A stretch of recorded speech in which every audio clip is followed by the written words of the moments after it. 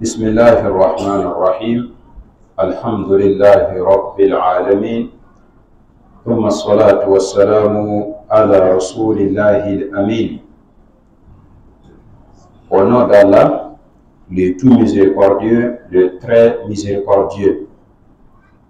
Toutes les louanges et tous les remerciements appartiennent à Allah subhanahu wa ta'ala. Le tout miséricordieux, le très miséricordieux, maître du jour de la résurrection. Je témoigne qu'il n'y a d'autre Dieu digne d'être adoré qu'Allah, unique sans associé. Je témoigne également que Muhammad sallallahu alayhi wa sallam est son serviteur et messager. Que la paix et la bénédiction d'Allah soient sur lui, sa famille, ses compagnons et sur tous les musulmans qui vont venir derrière eux, qui vont suivre leur pas jusqu'au jour dernier.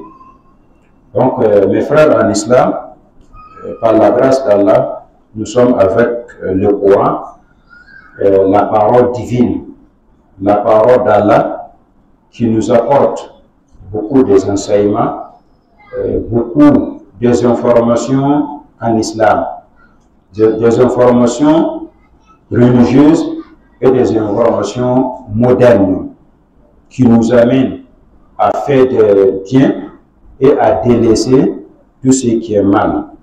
Donc, Inch'Allah Ta'ala, on va faire un petit résumé de l'interprétation de la sourate Ar-Rum, la sourate numéro 30, la sourate Rome, ou les Romains. Donc, on va débuter du verset numéro 11 et finir au verset numéro 16. Ces versets nous montrent quelque chose qui va passer au jour dernier, au jour de la résurrection. Donc notre Seigneur dit Allahu yabda'u al-khalqa thumma yu'idu thumma ilayhi turja'un.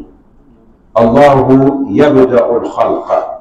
C'est Allah qui a commencé la création.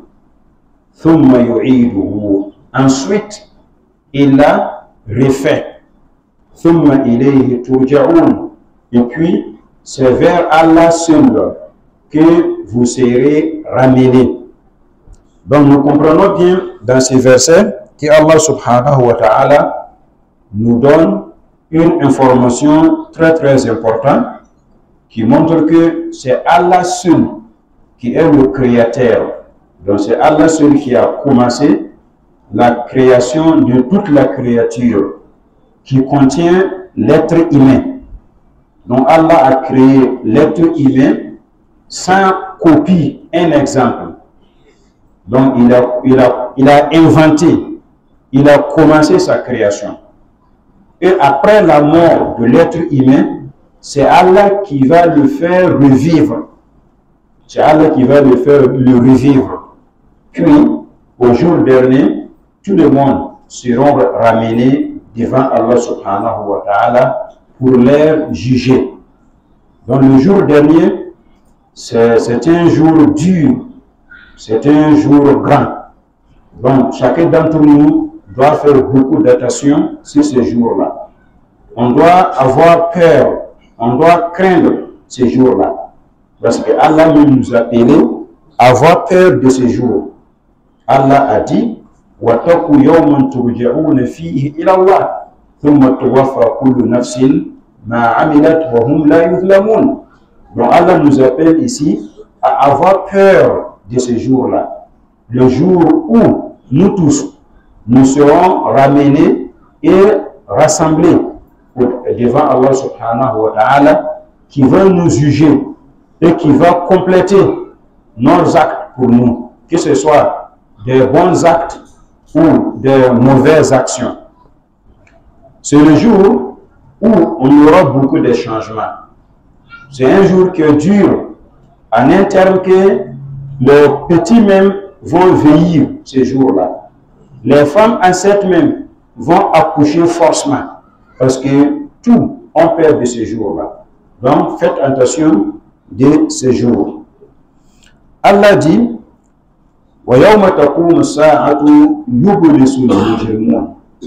rappelle-toi le jour où l'heure viendra. Rappelle-toi le jour qui est Yawm al-Qiyamah, où l'heure viendra.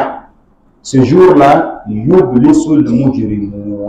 c'est-à-dire les criminels seront frappés de désespoir. Les criminels ce jour-là, ils seront désespérés. Pourquoi? Parce qu'ils vont croire aujourd'hui, ce jour-là, que l'islam qu'ils ont avait nié est la vérité. Le Coran qu'il avait rejeté derrière est la vérité. Mais il n'aura point comme récompense de la part d'Allah.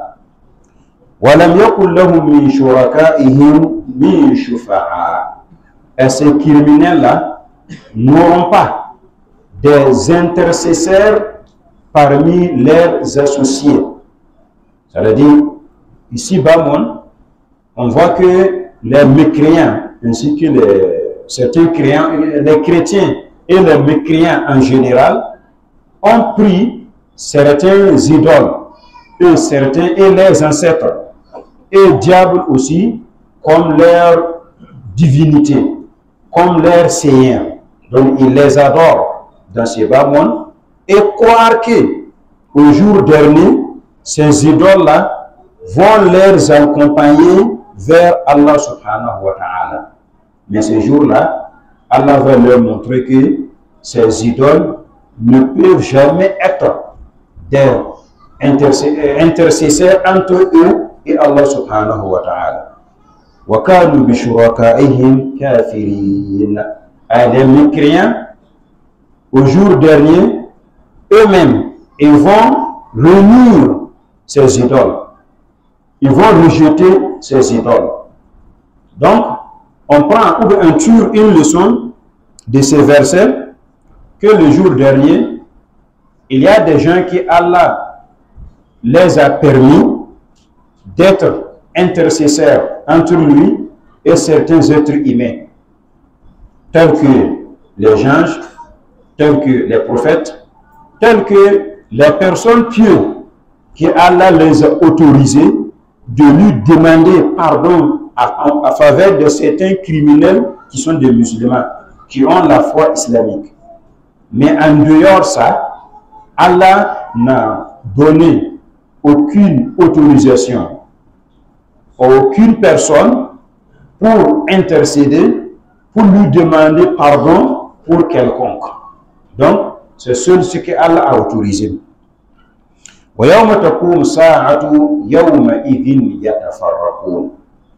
Hey, rappelle-toi le jour dernier, le jour où l'heure viendra. Ce jour-là, les gens vont se séparer. Ils vont se séparer, ils vont se diviser en deux. Il y aura les gens du droite et les gens du gauche. Les gens de droite, ce sont les croyants, ce sont les musulmans. Ce sont ceux qui ont accepté la religion islamique. Et les gens de droite, ce sont les autres. Que ce soit les chrétiens, les juifs, les mécréants, etc. Donc, les gens seront séparés par deux. Maintenant, Allah va commencer à qualifier le premier groupe. Il va nous montrer les caractéristiques du premier groupe. Ils sont qui? Ils faisaient quoi même? Donc Allah dit, quant à ceux qui ont cru en Allah, et ceux qui ont accompli de bonnes œuvres, et ceux-là, ils seront dans les paradis, ils seront contents. Ils vont réjouir leur séjour dans les paradis. Donc, c'est un verset qui nous montre que ceux qui vont réussir le jour dernier, ce sont ceux qui ont deux caractéristiques. La première, c'est la foi islamique, et la deuxième, c'est le fait d'exécuter des bonnes œuvres. Donc la foi islamique qui est al-iman, c'est-à-dire la croyance. Donc l'iman aussi, pour donner une définition, on peut dire que la foi ou le iman là, c'est une chose qui se trouve dans le cœur et que les actes de l'être humain confirment ce qui est dans son cœur. Tu crois que Allah existe, tu crois que Allah est unique, donc tu fais ce que Allah a demandé et puis tu délaisses ce que Allah a interdit. Donc, la foi, c'est quelque chose qui se trouve dans le cœur. Comme le prophète a dit, Ma waqara fil qalb. C'est une chose qui est approuvée par le cœur, qui est affirmée dans le cœur. Et après ça, les actes, de différents actes, que ce soit des paroles ou des actions, vont confirmer cette attestation qui se trouve dans le cœur. La foi est une chose qui peut augmenter et peut se diminuer aussi. Ça veut dire que si la personne œuvre bien, s'il travaille beaucoup, ça montre que sa foi augmente, sa foi élargit. Mais si la personne se recule un peu, s'il fait moins de ce qu'elle est demandé, cela montre que sa foi est diminuée, sa foi est étroite, quoi. La foi en islam a 6 fondements qu'on appelle Arkanul Iman Sitta. C'est-à-dire les 6 fondements de la foi, les 6 principes de la croyance islamique.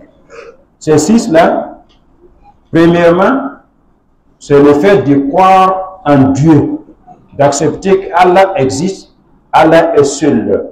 Le fait d'aimer Allah seul, le fait de craindre Allah seul, le fait de placer sa confiance sur Allah seul. Voilà le premier pilier.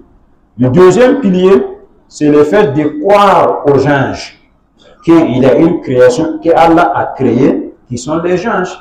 Les anges, Allah les a créés par la lumière. C'est pas comme les djinns.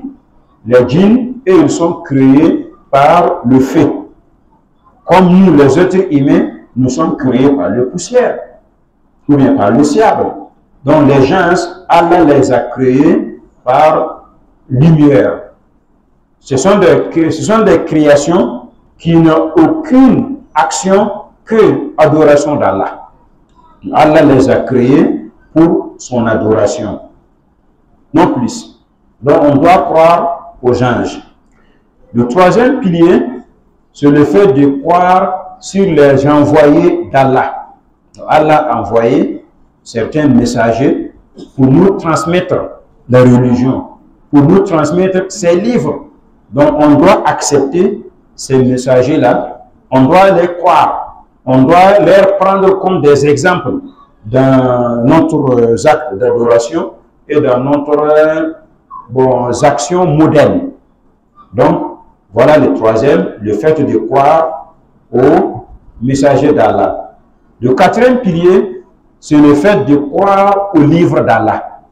Il faut accepter qu'Allah a fait descendre certains livres pour guider des êtres humains, tels que le Coran, la Torah, le Injil et les Zabour. Donc on doit accepter ces livres-là, notamment le Coran.